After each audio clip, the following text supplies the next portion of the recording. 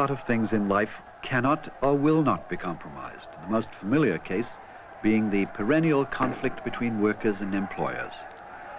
In the mid-1930s, when American labor was asserting its right to organize, there were literal battles in which over 20 people were killed and 600 wounded. In one crucial strike, 25,000 steelworkers quit because the company ignored a new law that allowed them to join the union of their choice. Who in such an issue is to have the final say? Well, it was settled in the end not by the company or the union or the president or the Congress, but by a body of men created in 1787 in Philadelphia, the one absolutely new thing in government invented by the founding fathers. You see, the Constitution set up the president to keep an eye on the Congress, and the Congress to keep an eye on the president, and to keep an eye on both of them was something else. A Supreme Court of judges appointed for life above the political battle. And yet, and this is vital, they are able to decide the outcome of all the battles, political and social, of American life that engage the best and the worst passions of the people. And this is the place where, over the longest stretch of time, the United States Supreme Court has sat. It is the watchdog of the ordinary American citizen, and there's nothing like it. Now, you'll suspect, rightly, that the court is a hobby horse of mine. Let me tell you why. I've been a working correspondent in this country for over 35 years, and I only now realize how often I've looked down the years at some really dangerous crisis that was happening and said, thank God for the Supreme Court, for these 9 men who guard the rights of the ordinary citizen. And the ordinary citizen can be the president or a pimp, a banker or a bum. And the judge's brief and their Bible is the Constitution of the United States. They, not precedents, the Constitution, they sit most days of the year and they look into the Constitution and they decide if something that somebody had done, anybody, is legal. Whether you can, for instance, run an undertaker's and also own stock in an insurance company. You cannot. Or whether a stage play of naked men and women running around shouting 4-letter words is constitutional. Well, I'm not sure, but at the moment, I think it is. The 9 judges are never bound by precedents, not even their own. They have defended the right, some right, of children to work in factories throughout the night, and then absolutely forbidden them to do just that.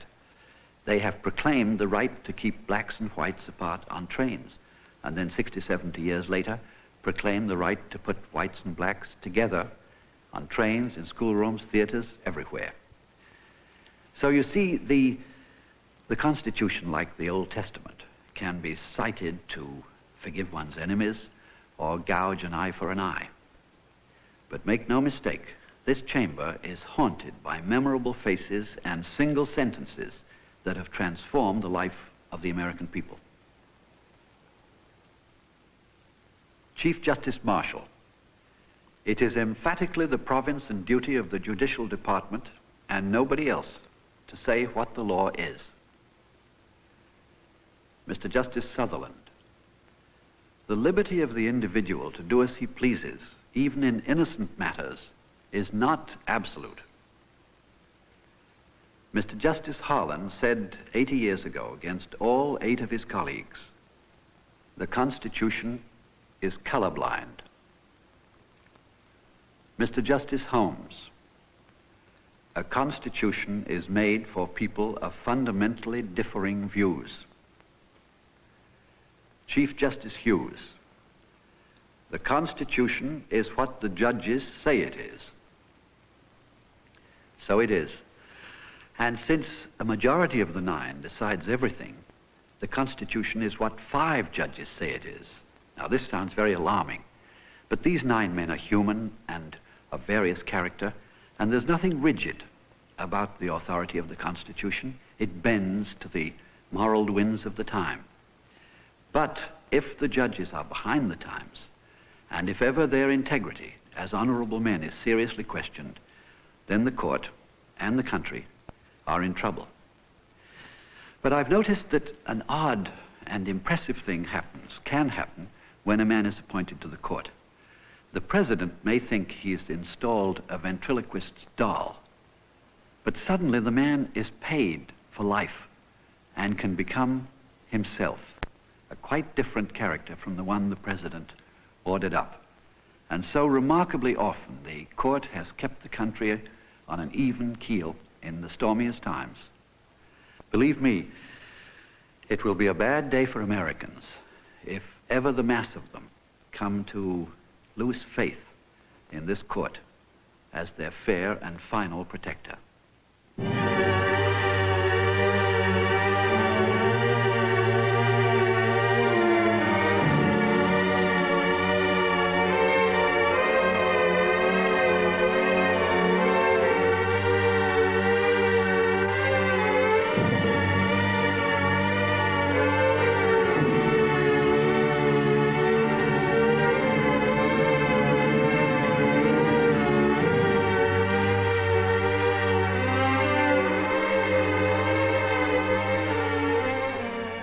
There might have been no all-powerful court and no workable constitution if the founding fathers had not listened to an American who was not present in Philadelphia. He is the missing giant of the convention, Thomas Jefferson. He was in Paris as minister to France, and he heard with alarm that George Mason had failed to impress on the convention the vital need for a written Bill of Rights. In France, Jefferson looked around him and he saw most of the old indignities the Constitution had failed to prohibit. And he wrote continuously back to Philadelphia, "You must specify your liberties and put them down on paper." Within 4 years, 10 amendments came into force as the Bill of Rights.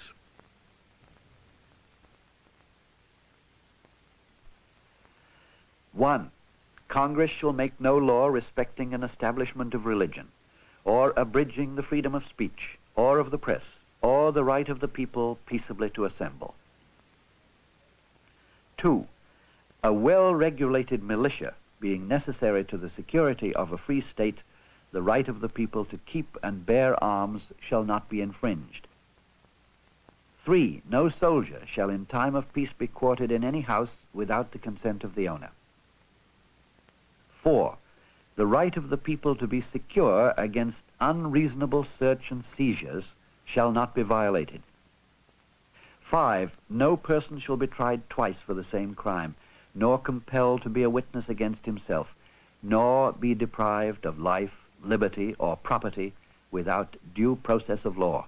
8, excessive bail shall not be required, nor cruel and unusual punishments inflicted, and so on, through 10 amendments. All were adopted within 4 years as the original Bill of Rights.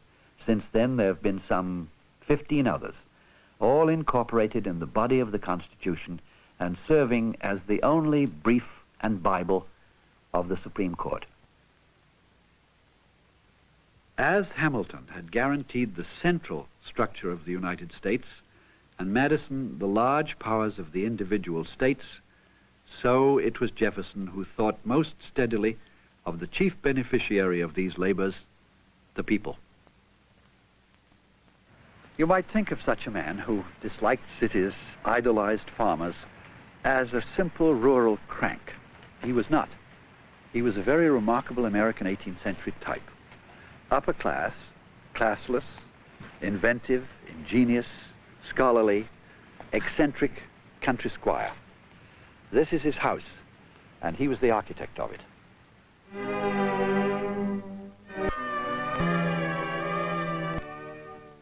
He got up always with the sun, but like a lot of us who travel between hotels, he didn't like to look at his bed all day. So he devised a series of pulleys and an enclosure in the ceiling into which he could pull the bed soon after he got up. This way he created a walk-through that connected that sitting room with this study. This house is full of novelties of his invention, which today we take for granted. A revolving chair in which he could follow the light as he read. Find his own spectacles and medicine chest, and a four-sided lectern which allowed a chamber music quartet to play from the same stand. He was an enthusiastic amateur musician.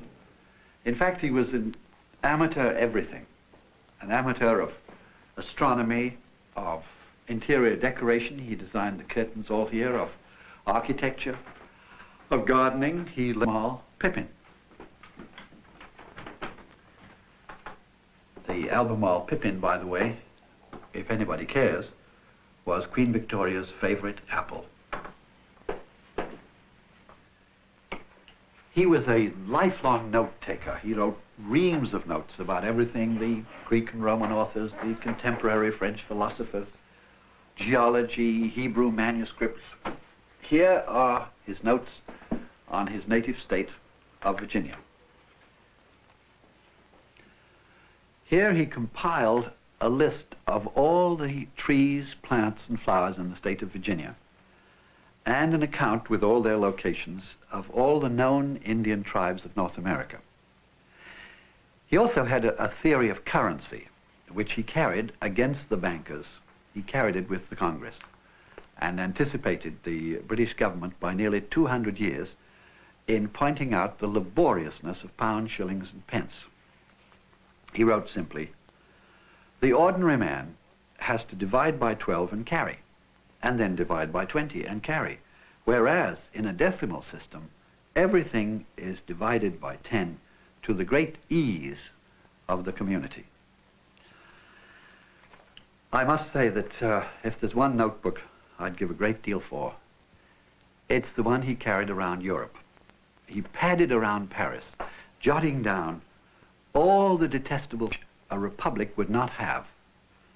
No public statues, a prejudice which the American people have successfully overcome. Titles of nobility, a very great vanity, he wrote, which tends to prolong the artificial aristocracy of birth and wealth, as against the natural aristocracy of talent and virtue. He went to London and visited the courts, and he made a note: "No wigs on judges. We must not have men sitting in judgment who look like mice peeping out of oakum."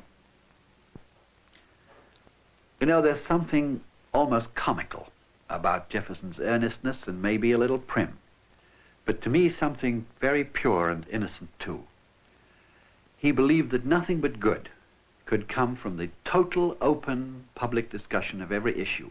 And when he heard that the Constitutional Convention had adopted its rule of secrecy, he said, "This is an abominable precedent," because he really did believe, and he said it over and over again, in the essential goodness and wisdom of the common people. Alexander Hamilton would have groaned to hear him. A few days before Hamilton died, he wrote, "Every day proves to me more and more that this American world is not for me." Well, so far as Jefferson could see, it was for him. Maybe Hamilton could see a little farther into the future than Jefferson, who foresaw a continuing utopia of chivalrous and learned rulers walking hand in hand with good, honest farmers in, a favorite phrase, perfect harmony. I don't know. But he used to retreat here as often as he possibly could, even when he was president. He called Washington that Indian swamp in the wilderness. And when you think of him sitting here amid his dreams and his books and his gadgets, it's no wonder that cities and slums and frontier violence never crossed his mind.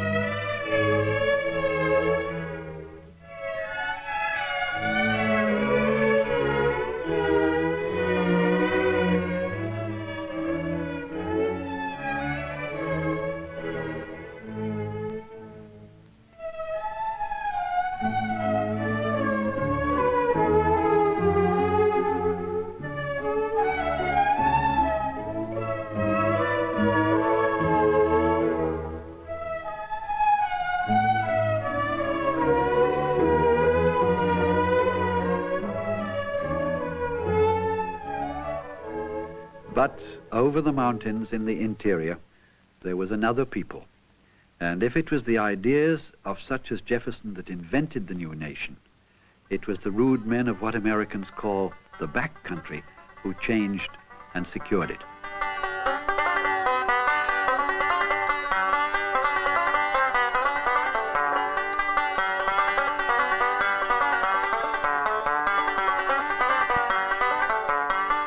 This was the country of Daniel Boone, an undefeatable wagoner, blacksmith, hunter, explorer, surveyor, who tried time and again to beat a trail into a new colony. Before he made it, he was wounded, he had a brother killed, a son killed, he himself was nearly drowned, he was drenched by blizzards and beaten by Indians, and he saw families massacred.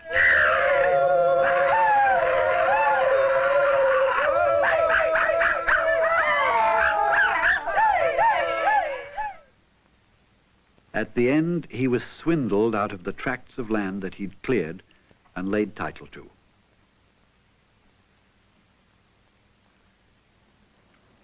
But the brutal experience of this hero did not deter over 100,000 people pouring into the new territories of Kentucky and Tennessee within 15 years. And within 30 years, the population of the United States doubled, and the overflow, both of young Americans and European arrivals, went inland through the mountains into the valleys of the Mississippi and the Ohio. Rise you up, my dearest dear, and present to me your hand, and we'll all run away to some far and distant land, where the ladies knit and sew, and the gents they plow and hoe, and we'll ramble in the canebrake and shoot the buffalo. Come, all ye fine young women who have got a mind to go. You can make us clothing, you can knit and you can sew. We'll build you fine log cabins by the blessed Ohio.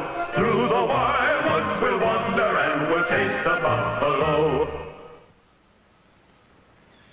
They were unlettered, mostly hunters, trappers, pinching farmers, living a tough, classless life, making with their own hands all the necessities of life. Like the Puritans 180 years before, their single obsession was survival. And to survive, they had to bargain with or slaughter the Indians, whose lands they'd encroached on, and then they had to tame the landscape.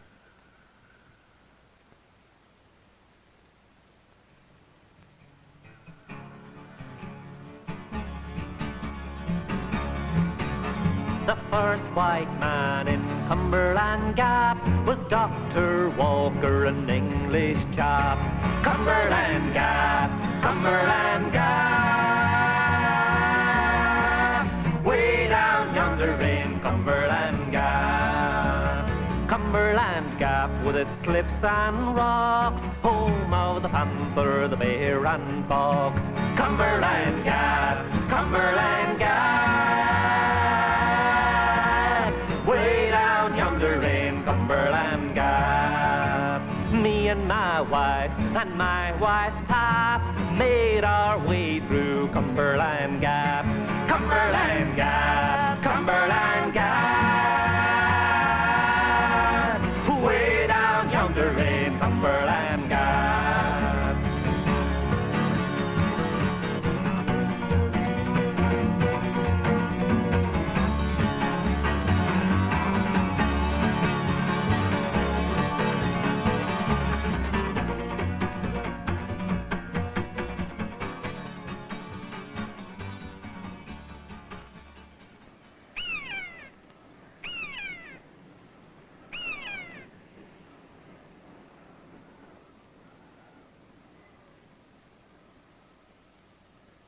We are here in a high mountain valley in the Great Smoky Mountains of Tennessee. The first white man to make a clearing and settle here was a man named John Oliver, and in 1818 he built this cabin.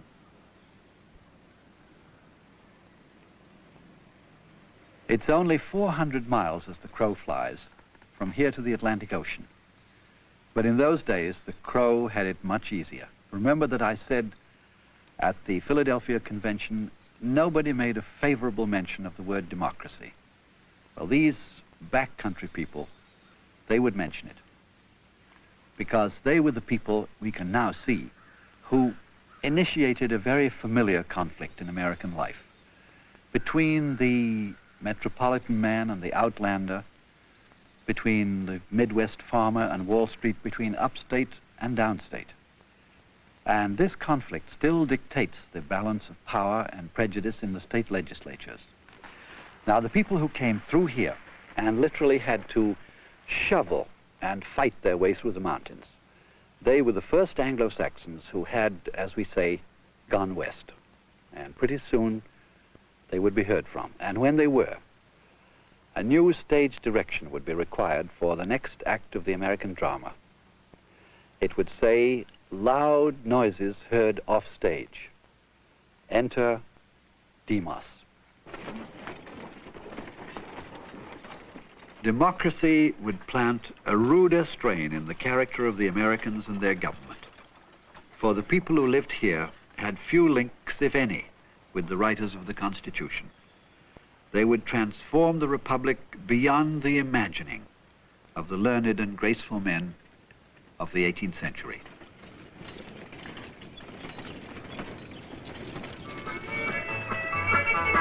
Drop back and swing it.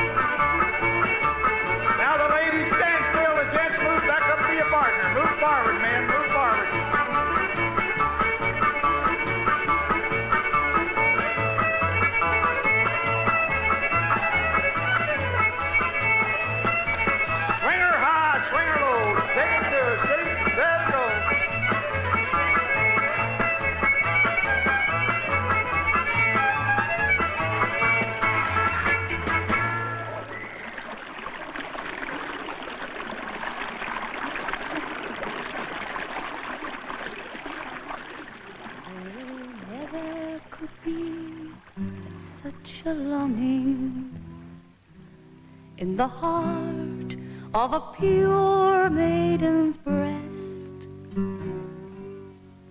that dwells in the heart you are breaking as you take the long trail to the west. Come and sit by my side if you love me. Do not hasten to bid me adieu, but remember the bright Mohawk Valley and the girl that has loved you so true.